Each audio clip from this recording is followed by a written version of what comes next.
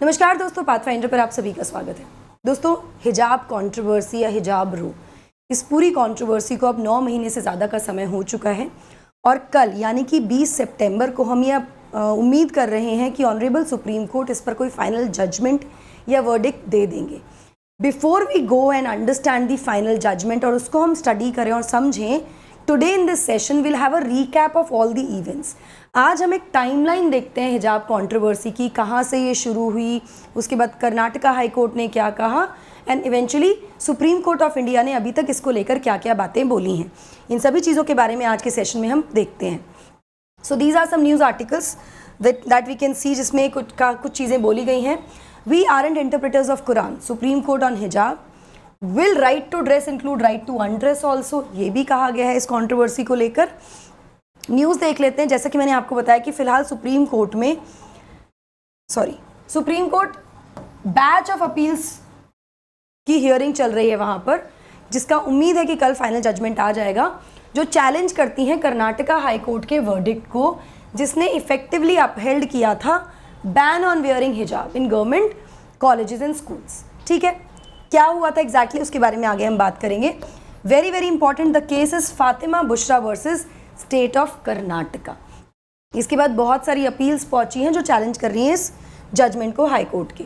Now कहाँ से इसकी शुरुआत हुई? इसकी शुरुआत हुई 1 जनवरी से, जब 6 फीमेल स्टूडेंट्स ने क्लेम किया कि उनको हिजाब पहनकर जाने की वजह से क्लासरूम में एंट्री नहीं दी गई, उनको अलाउ नहीं किया गया। इसके बाद उन्होंने एक प्रोटेस्ट शुरू कर दिया और धीरे धीरे देखते देखते ये पूरे राज्य भर में फैल गया। अब एक कम्युनिटी से प्रोटेस्ट हुआ तो काउंटर प्रोटेस्ट शुरू हो गए फ्रॉम द हिंदू स्टूडेंट्स, जिन्होंने सैफरन स्कार्फ पहनने शुरू कर दिए प्रोटेस्ट करने के लिए, और ये बढ़ते बढ़ते दूसरे राज्यों तक भी पहुंचा। इस सब के ऊपर जो कॉलेज के प्रिंसिपल थे, जो कॉलेज है ओडीपी में, उसके जो प्रिंसिपल, उन्होंने कहा कि स्टूडेंट्स हिजाब पहनकर कॉलेज आते हैं, कैंपस में आते हैं, लेकिन before they enter the classroom they remove it, वो उसको रिमूव कर देते हैं।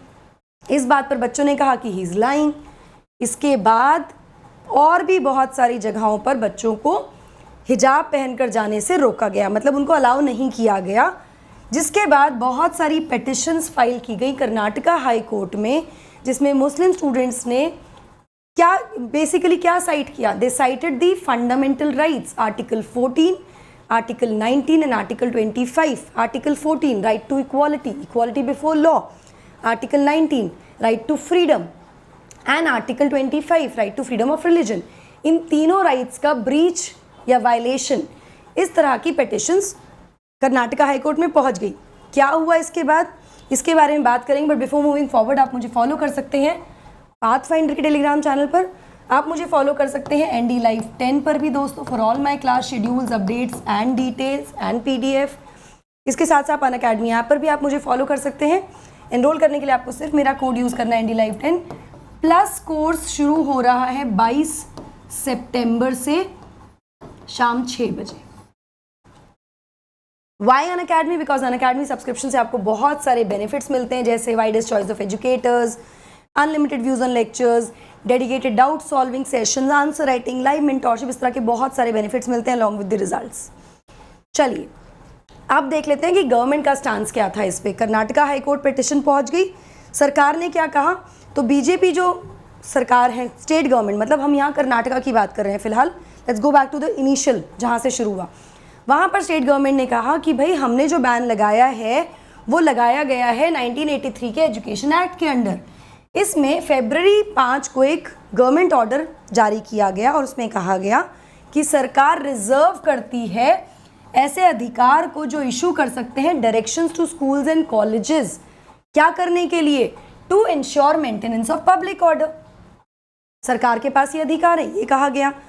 कॉलेजेस, फर्दर ये कहा गया कि कॉलेज जो भी Karnataka board of pre university education के अंडर आते हैं, इन कॉलेजेस में ड्रेस कोड जो होगा वो प्रिस्क्राइब किया जाएगा इंस्टीट्यूशन के द्वारा और उसको फॉलो किया जाएगा। फर्दर ये कहा गया कि अगर कभी एडमिनिस्ट्रेशन ऐसा नहीं करती है, या let's say administration does not fix a dress code, पहले तो कहा कि फिक्स किया जाएगा, फर्दर ये भी क्लैरिफाई कर दिया गया कि अगर एडमिनिस्ट्रेशन कोई ड्रेस कोड फिक्स नहीं करती है कॉलेज में, तो ये इंश्योर करना ज़रूरी है that close that do not threaten equality, unity and public order must be Warne. तो ऐसे कपड़े पहनने की आवश्यकता होगी जो ना तो इक्वालिटी का उल्लंघन करे, थ्रेटन करें उसको, यूनिटी या पब्लिक ऑर्डर। इन चीज़ों को ध्यान में रखते हुए ही इस तरह की ड्रेस पहनी जानी अनिवार्य है। कर्नाटका हाई कोर्ट ने इस पर क्या रूलिंग दी, क्या जजमेंट आया? तो कर्नाटका हाई कोर्ट ने मार्च 15 को कर्नाटका गवर्नमेंट का जो ऑर्डर था जिसमें कहा गया था कि गवर्नमेंट के पास ये राइट है और गवर्नमेंट ने बैन कर दिया था हिजाब को, इसको अपहेल्ड किया, मतलब उसको वैलिड डिक्लेयर किया कि ठीक है ये सही है, effectively empowering the college development committees. साथ में जो कॉलेज की डेवलपमेंट कमिटीज़ हैं उनको एम्पावर किया गया of government college in the state to ban wearing the हिजाब, कि वो बैन कर सकते हैं हिजाब का पहनना कॉलेजेस में, ठीक है, by the Muslim girl student in college campus. ये 3 जजेस बेंच थी जिसमें उस समय की chief justice Rituraj Awasthi, justice Krishna S Dixit and J M Khazi. इन्होंने कहा hijab is not a part of essential religious practice of Islam. Very very important. इन्होंने कहा कि right to practice of religion या फ्रीडम ऑफ रिलीजन में जहाँ प्रैक्टिस अलाउड है, practice propagate है ना, हिजाब प्रैक्टिस में नहीं आता इस्लाम की। It is not a part of essential religious practices of इस्लाम, ठीक है। नेक्स्ट क्या कहा गया? Requirement of uniform is reasonable restrictions. We all know the fundamental right that we have, they come with reasonable restrictions. तो यहाँ पर honourable High Court of Karnataka ने ये क्लैरिफाई किया कि भाई जो यूनिफॉर्म की रिक्वायरमेंट है ना किसी कॉलेज में, किसी कैंपस में, इसको एक रीजनेबल रिस्ट्रिक्शन की तरह देखा जाना चाहिए on the fundamental right to freedom of expression under article 19(1) clause 1 clause A. इसके अलावा गवर्नमेंट के पास ये पावर है कि वो जियो पास कर सकती है and no case is made out of its invalidation, और इस तरह का कोई केस नहीं बनता है। ये कर्नाटका हाई कोर्ट की रूलिंग थी, जिसके बाद ये पिटिशंस पहुंची सुप्रीम कोर्ट के पास। अब सुप्रीम कोर्ट के पास जो अपील्स गई हैं इस ऑर्डर के अगेंस्ट, वो किस किस चीज़ों को लेकर गई हैं उनके बारे में समझ लेते हैं। One of the plea before the top court has argued that the high court, Karnataka high court ने एक अपील क्या कहती है? Karnataka high court has failed to note that the right to wear a hijab comes under the ambit of expression. इन्होंने कहा कि Karnataka high court ने इस चीज़ को संज्ञान में नहीं लिया कि हिजाब पहनने का जो अधिकार है वो आता है under the ambit of expression, और इसलिए प्रोटेक्टेड है under article 19(1) clause A, right to freedom in the constitution. इसके अलावा ये भी कहा गया कि Karnataka high Court failed to take note of the fact, Karnataka high court ने इस फैक्ट को भी संज्ञान में नहीं लिया कि द राइट टू वियर हिजाब comes under the ambit of right to privacy.